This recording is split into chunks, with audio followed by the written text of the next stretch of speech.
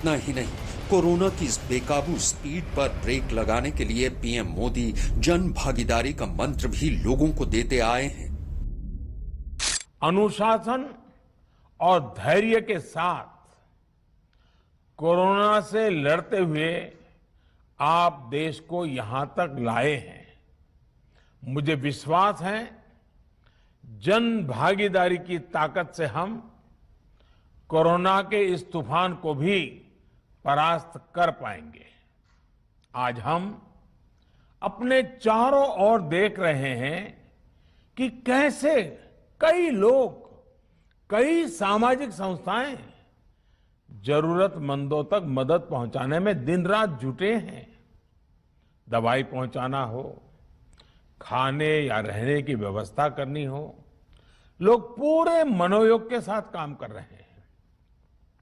मैं इन सभी के सेवा भाव को आदरपूर्वक नमन करता हूं। कोरोना के खिलाफ लड़ाई को ना तो कोई सरकार अकेले लड़ सकती है और ना ही कोई सिस्टम इससे अकेले जीत सकता है। इसीलिए प्रधानमंत्री नरेंद्र मोदी बार बार जन भागीदारी का संदेश दे रहे हैं, क्योंकि लोगों के एकजुट प्रयास से ही कोरोना के चेन को तोड़ा जा सकता है। महामारी की ये दूसरी लहर पहले से न सिर्फ कई गुना तेज बल्कि नई चुनौतियों के साथ ये लहर लोगों पर अपना शिकंजा कस रही है, जिसका सीधा असर न सिर्फ लोगों के स्वास्थ्य पर हो रहा है बल्कि देश की अर्थव्यवस्था पर भी खतरा मंडरा रहा है। लिहाजा इस बार केंद्र सरकार ने लोगों को ये संदेश भी दिया कि बिना लॉकडाउन के कैसे कोरोना के खिलाफ लड़ा जा सकता है। हालांकि उन्होंने लॉकडाउन को राज्य सरकारों का आखिरी विकल्प जरूर करार दिया।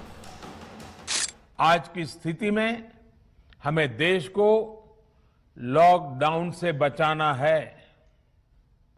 मैं राज्यों से भी अनुरोध करूंगा कि वो लॉकडाउन को अंतिम विकल्प के रूप में ही इस्तेमाल करें।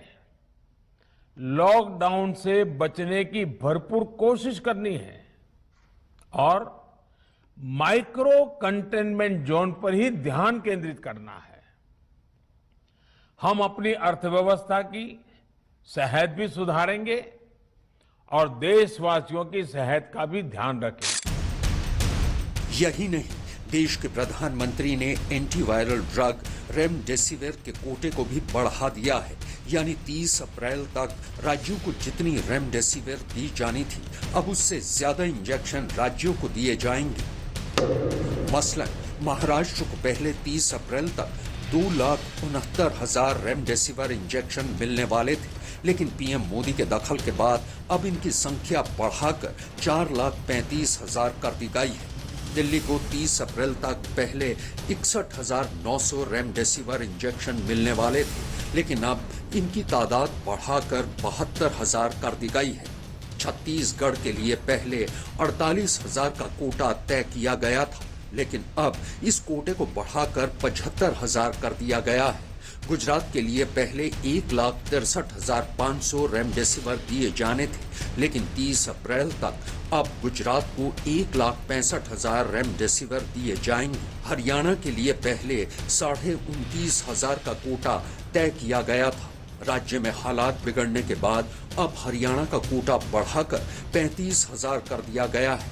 इसी तरह यूपी को पहले 1,22,800 रेमडेसिविर मिलने थे, लेकिन अब उत्तर प्रदेश को 30 अप्रैल तक 1,63,000 रेमडेसिविर दिए जाएंगे।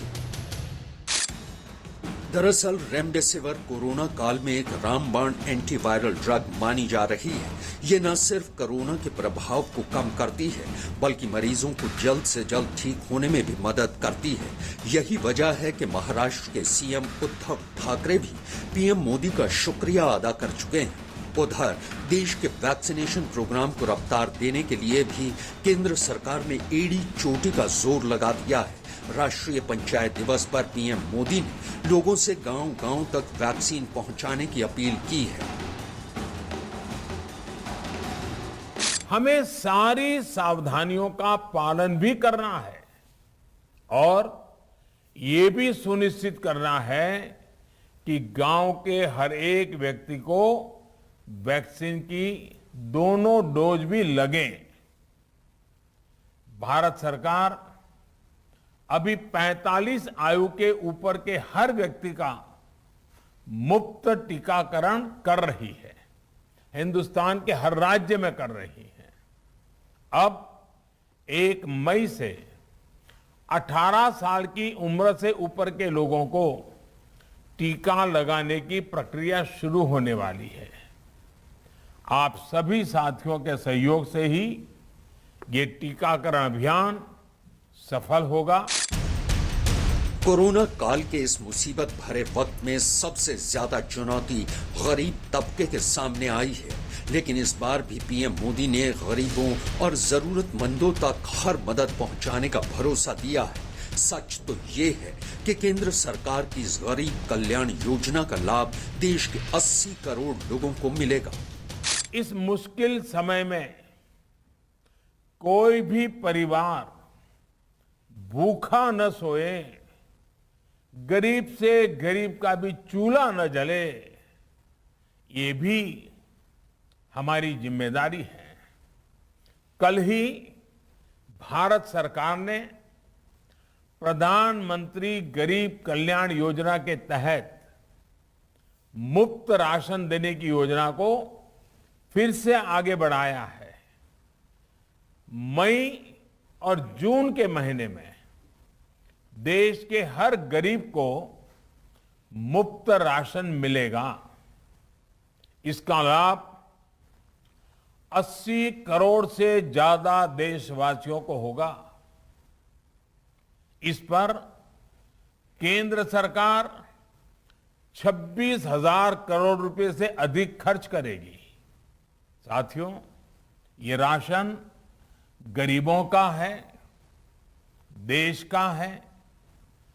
अन्न का हर दाना उस परिवार तक पहुंचे, तेजी से पहुंचे, समय पर पहुंचे, जिसको इसकी जरूरत है, ये सुनिश्चित करना भी हम सबका काम है। और मुझे विश्वास है कि राज्य सरकारें और पंचायत के हमारे साथी बखूबी इसको भी निभाएंगे।